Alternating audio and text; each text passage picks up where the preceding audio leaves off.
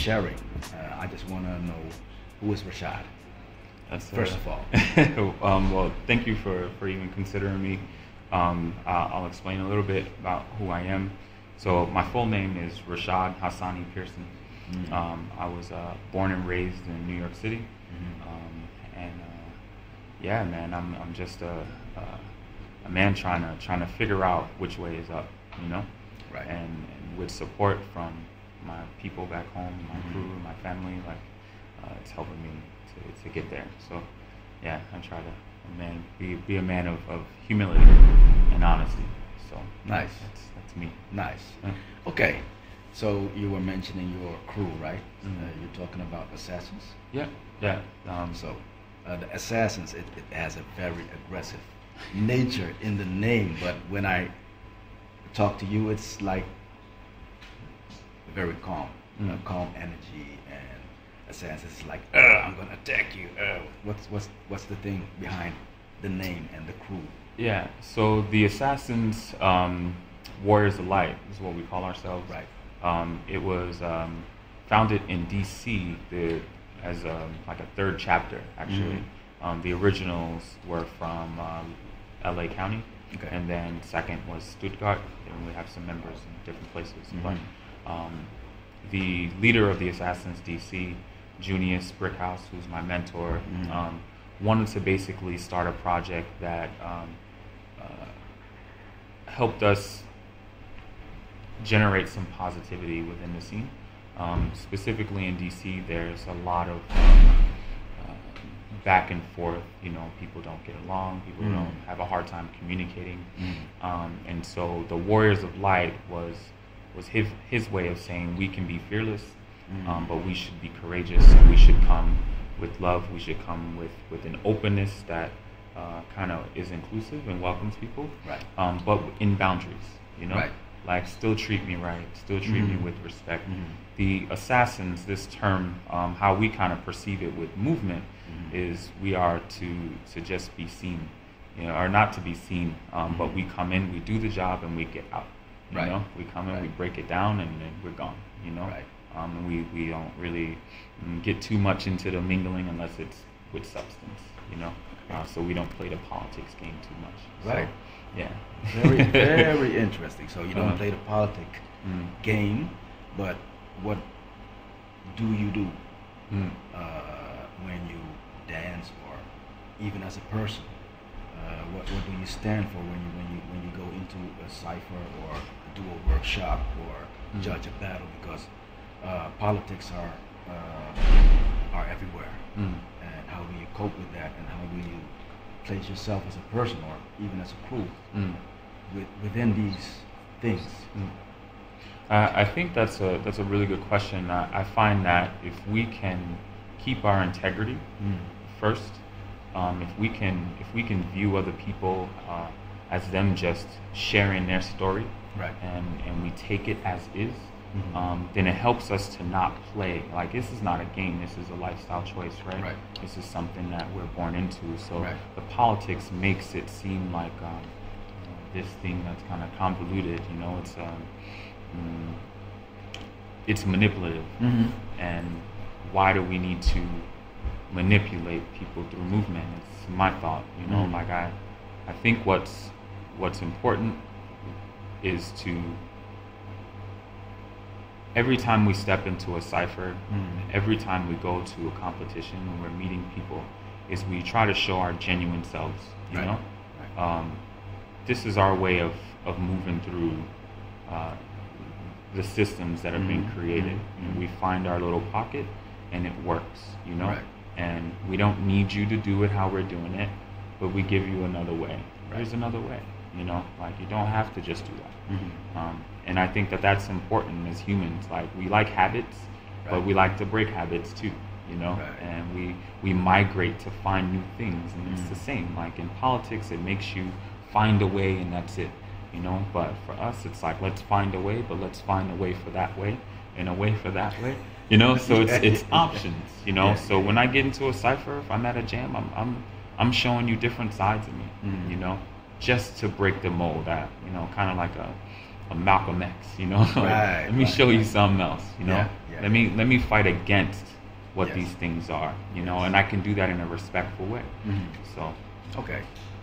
And how did you get aware of these thoughts? Because you were born into this life as a person and in a culture or in a system, but then you make choices in life. Things come on your path and you choose to dance or to do other things, because you're not only a dancer, you're a person with different things, but dance is like a part of you, or you participate in this culture. How do you keep yourself, the integrity of the things you're saying, and respect like other visions, because you have so many visions within hip hop and even popping. Like LA has a different vision, the Bay Area has a different vision. The States in general, they think different than in Europe or France or whatever. So how do you maintain yourself within your thoughts and the movement when you travel or dance within these different communities in the bigger community? I don't insert myself. You know. What do you mean by insert? So I mean that if I go into someone else's home, right, I take the invite, and so when I'm in your home, I'm not just going to invite myself to the rest of your house without your permission. I have to listen to you.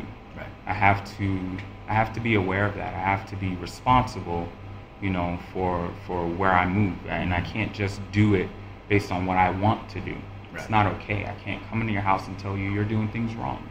That's not okay. You know, that's never been okay. And it's the same for movement. It's the same culturally. Just because you do it different from me doesn't make it wrong. You know, you just have another way, right, and that's awesome. I'm grounded through support of my team. I'm grounded because we want to be loyal to each other. Right. We have these codes, you know, stick by each other. When you don't understand some things, like lean on someone else. Ask them if they know, you know. Find ways, like, to do these things. But I didn't have this understanding, like, growing up. This understanding I started learning in 2005 when I met Junior's Brick House, or House. We call him House. I ain't gonna give his whole name all the time. But House, man, he led by example. When something was uncomfortable, he go, "Hey, is everything okay?" He'd ask, right, you know. Right. So it opened up. And it opened it up, and it's the same, like with the dance thing. So just the same way I treat you as a human person, like these things in dance. If I go into another culture, can you explain to me a little bit about this? Or why do you call it that? Right. Oh, well, what were you doing growing up that influenced that? Right. You know, and you go, I have something that looks similar, or I think similarly about that, or we have something a little bit different. We call it this, and we're creating dialogue. We create dialogue, and we create some type of unison this way. Nice. You gotta open it up and be respectful. But I got that understanding through my team back home, my family back home, and just learning how to support each other. It's not always easy. I say it like it's some fairy tale right now, but we have our difficulties too. Right. You know, we fight, we bicker. You know, we stay away from each other. We come back. We say, "I love you. I'm sorry. I was wrong." Or, "Nah, you still wrong for that." And it's just human things. But this is important. You know. Right. But so what you're saying is the influences are very important. Yeah. Your community, your team, as you're saying, 100%. Your people that keep you grounded. If you would imagine, if you wouldn't have such a team, would you be able to generate it from yourself, or do you always need a team, or what is your perspective on that? That's a big question. I think for me, it takes a village to raise a child. That's an old saying, right? Like, I wouldn't be able to step as far as I've stepped. But that's honest, right? Without them, right. You know, like I try to live as selflessly as possible. You know, if I thought I could do this by myself, I don't think I would have gotten so far. you know. And you see that people who are usually just for themselves, they have a quick, short spree, 2-3 years of making it, and then it's kind of like, who do I lean on? Who do I fall back on? You know, it's just not healthy. You know, like there's no me without bringing somebody up under me or listening to somebody up above me. You know, that's community. That's community. That's true. You know, so we need that. It bridges the communication gaps between generations.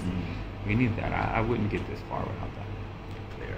So what are your bigger influences in life in general, or even as a dancer? What stimulated you to make such a?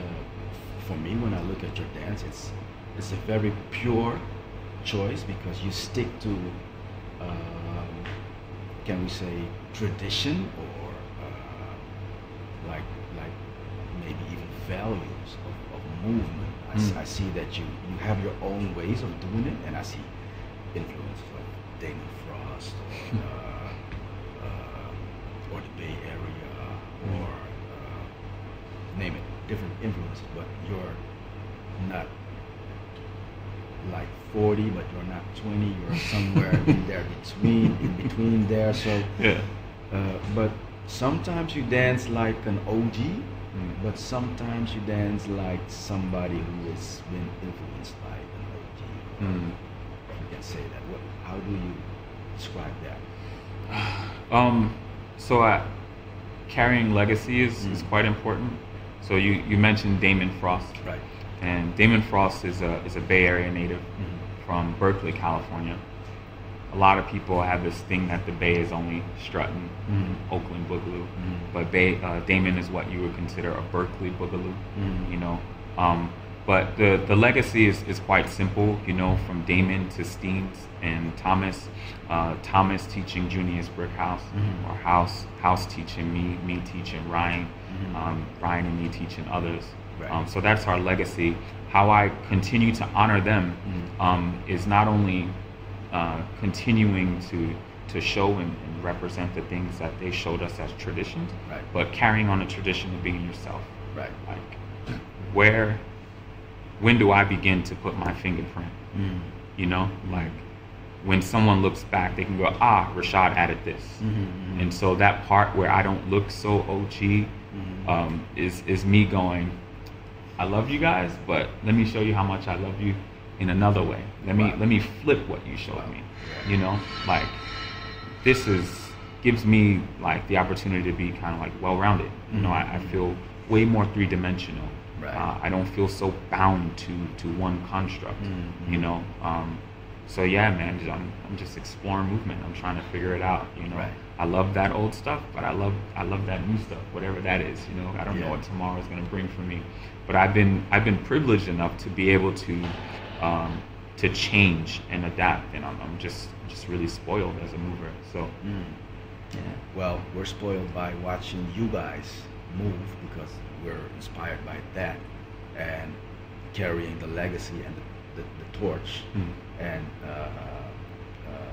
having the opportunity for you to travel and to come to us and we come to you, or for us to travel to other countries.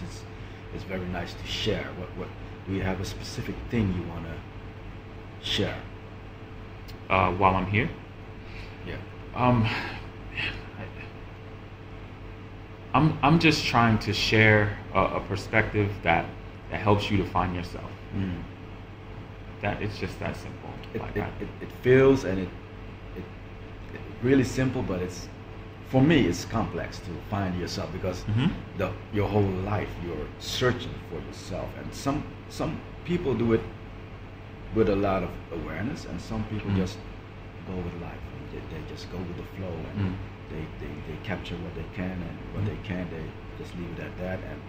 But how can we, as a dancer, capture more or search for more of ourselves within the dance? Like, for example, you did. What is your take on that? So I think the first thing to finding yourself is to just stop searching. If you just look in the mirror, there you are. You know, what Teddy Pendergrass said that you can't hide from yourself. So this is This is important. Stop searching. What are you searching for? There you are, right there. Now, once you got that's established, then let's look at your heritage. You know, look at your parents, look at your grandparents. Right. You know, look at where did you grow up? What was that experience like? Right. Start connecting that to why you moved the way you move today. This is important. Look at the most influential parts of your life. What was the bullet point? You know, for me, that was meeting House. For me, that's when I had my 2 children. You know, for me, that was even when I met my ex-wife.